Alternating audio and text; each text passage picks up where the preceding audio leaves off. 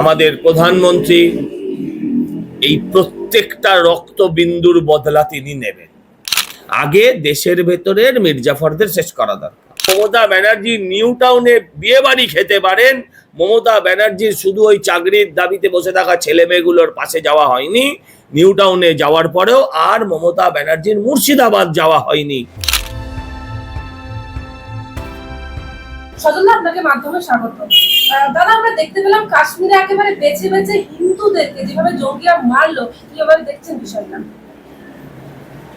অত্যন্ত দুর্ভাগ্যজনক, অত্যন্ত ব্যথার, যন্ত্রণার। এই ব্যথা ভাষায় প্রকাশ করার কোনো ভাষা আমার জানা নেই। এই ব্যথা মনে কোথাও প্রতিহিংসারও জন্ম দিচ্ছে। বলতে ইচ্ছে হচ্ছে খুন কা বদলা খুন সে।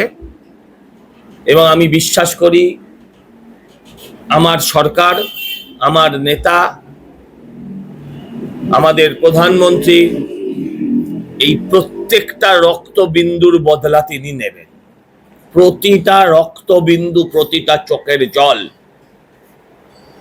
যারা মেরেছে তাদের উপর অত আবার ক্ষোভ নয়, সাধারণ মানুষেরও হবে না। দে আর দ্য পাপেটস। তারা পুতুল নাচের পুতুল। কিন্তু সুতোগুলো যাদের হাতে ছিল, যারা নাচাচ্ছিল, ক্যামেরা দিয়ে যারা দেখাচ্ছিল, তারা টার্গেট নয় ভারতীয়দের। যারা ক্যামেরার ছবিটা দেখছিল ভারতীয়দের, তাদের টার্গেট করা উচিত। সরকারের টার্গেটও তারা।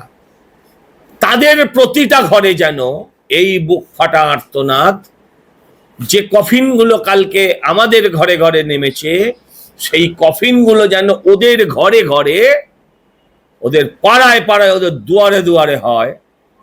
এটাই আমি আমার মোদির কাছে প্রার্থনা। খুব পরিষ্কার, খুব পরিষ্কার। এখনো কিছু বরাহ নন্দন, তাদের মধ্যে বহু সিপিএম এর নেতা আছে। তারা এখনো বলছে সেকুলার। তারা এখনো বলছে যে এরা নাম দেখে মারিনি। হ্যাঁ, এরা নাম দেখছিল, বাবার নাম দেখছিল, বডিটা প্যাকিং করে পাঠাবে বলে। এই জানোয়ারদের নাম দেখেই মারা উচিত। শুধু নাম দেখেনি বললে হবে না, শুধু নাম দেখেনি, প্যান্ট খুলে দেখেছে ধর্মনিরপেক্ষতার কথা বাণী সেখানে লেখা আছে কিনা। বলতে খারাপ লাগলেও একথাই সত্য। স্ত্রীর সামনে স্বামীকে মেরেছে, সন্তানের সামনে বাবাকে মেরেছে, কুকুরের মতো মেরেছে। ভুলতে পারবে? আমি প্রশ্ন করি, ওই সন্তান আজকে 3 বছর বয়স, আজকে সে যতদিন বাঁচবে ততদিন রাতের অন্ধকারে চোখ বুঝলেই ওই ছবিগুলো চোখের সামনে ঘুরবে না? চোখের সামনে ঘুরবে না? প্রত্যেকটি ভারতবাসীর আজকে মনে হচ্ছে হাতে অস্ত্র তুলে নি। আর শুনুন, আপনি রাবণ মরেছিল কেন?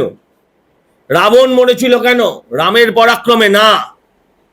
রাবণ মারা গেছিল বিভীষণের কারণে। সিরাজদৌলার সৈন্য, সিরাজদৌলার অস্ত্র, সিরাজদৌলার শক্তি 1000 গুণ বেশি ছিল ইস্ট ইন্ডিয়া কোম্পানির থেকে। হেরেছিল কেন? গদ্দাররা ছিল, মির্জাফর ছিল। আগে দেশের ভেতরের মির্জাফরদের শেষ করা দরকার। আগে দেশের ভেতরের মির্জাফরদের শেষ করা দরকার। ওরা দেখতে যায়নি। আপনি জানেন বিতান অধিকারী বিজেপি না বিতান অধিকারী তৃণমূল? আপনি জানেন আর বাকি যারা ছিল তারা বিজেপি না তৃণমূল? দেখতে যায়নি। হ্যাঁ, কিছু বাঙালি আবার কলমা পড়ে বেঁচেও গেছে। তা পুরোটাই কলমা পড়ে নিন, পুরো জাতিই কলমা পড়ে নিক। পুরো জাতি রেড রোড কেন, স্ট্যান্ড রোডেও নামাজ পড়তে শুরু করে দিক, তাহলে আর কোনো সমস্যা থাকবে না।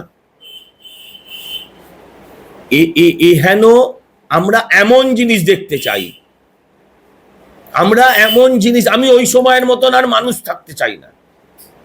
আমরা এমন জিনিস দেখতে চাই যে পাকিস্তানের ঘরে ঘরে যাতে এই হাহাকারটা পৌঁছয়। আর যারা ধর্মনিরপেক্ষতার কথা বলছে তাদের শিক্ষা যেন আমরা নিজের হাতেই দিতে পারি। আমাদের রাজ্যের মুখ্যমন্ত্রী তিনি বলছেন যে জঙ্গিদের কোনো জাত হয় না। কে বলছে জাত হয় না? সেটা মুখ্যমন্ত্রী না থাকতে পারে। জাতটা ওনার না থাকতে পারে, জঙ্গিদের হয় না, কে বলেছে আপনাকে? যদি জঙ্গিদের জাত না হয়, ওরা মারছে কিসের জন্য? আপনি আমায় বলুন, ওরা মারছে কিসের জন্য? জাতের জন্য, ধর্মের জন্য? ওরা ধর্মের কারণে মারছে। তাহলে ধর্ম হয় না মানে? এক, এদের মৃতদেহ নিয়ে হাজার হাজার লোকের শোকযাত্রা দেখিনি? সেখানে নামাজ পড়ে, কলমা পড়ে কবর দেওয়া দেখিনি? তাহলে ধর্ম হয় না তো কুকুরে খাইয়ে দাও, ধর্ম হয় না তো ডাস্টবিনে ফেলে দিয়েছো। ধর্ম যদি না হবে তাহলে এত কাঁধে করে নিয়ে ঘোরার কি আছে ভাই? এসব যারা বলে আসলে তাদেরই কোনো জাত নাই, এদের জুতো পেটা করা উচিত। না, মুখ্যমন্ত্রী বলছেন যে এতক্ষণ সময় লেগেছে, ওখানে তো আর্মি ছিল, বর্ডার এরিয়া তো সেন্সিটিভ এরিয়া, খুবই সেন্সিটিভ এরিয়া। একদমই মুখ্যমন্ত্রীর এই কথাটা ঠিক, যথেষ্ট সেন্সিটিভ এরিয়া, এবং ওখানে যথেষ্ট ইন্টেলিজেন্স ল্যাক আছে। কিন্তু মাথায় রাখবেন, ল অ্যান্ড অর্ডার হচ্ছে স্টেট সাবজেক্ট, আর ওখানে একটা স্টেট গভর্নমেন্ট আছে। Law and order is a state subject, ওখানে একটা স্টেট গভর্নমেন্ট আছে।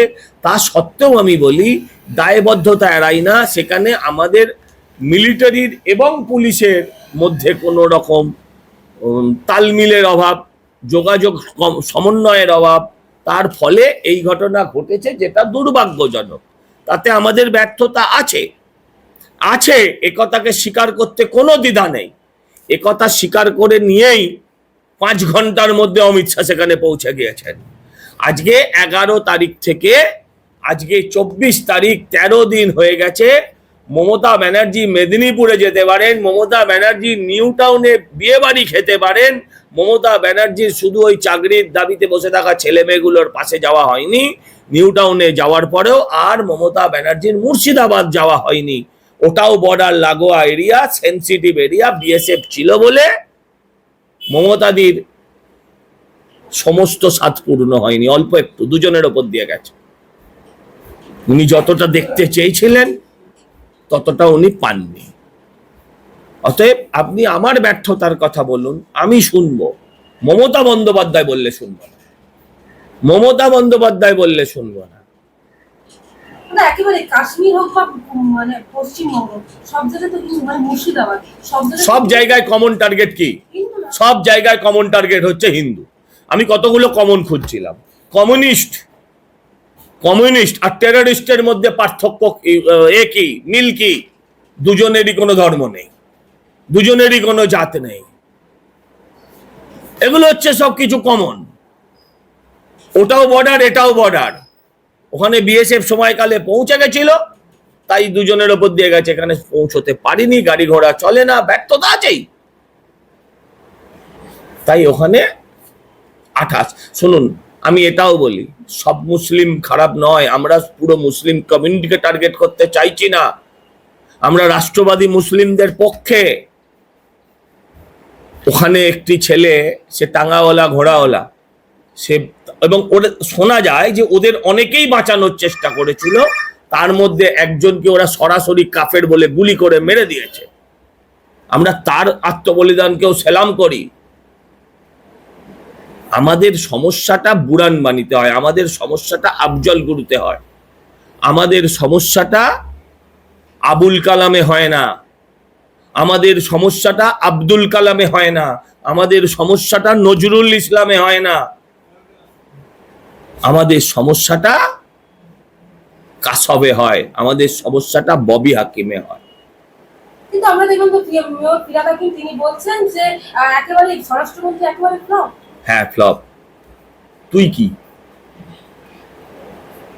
কি দাওয়াতে ইসলাম বলা,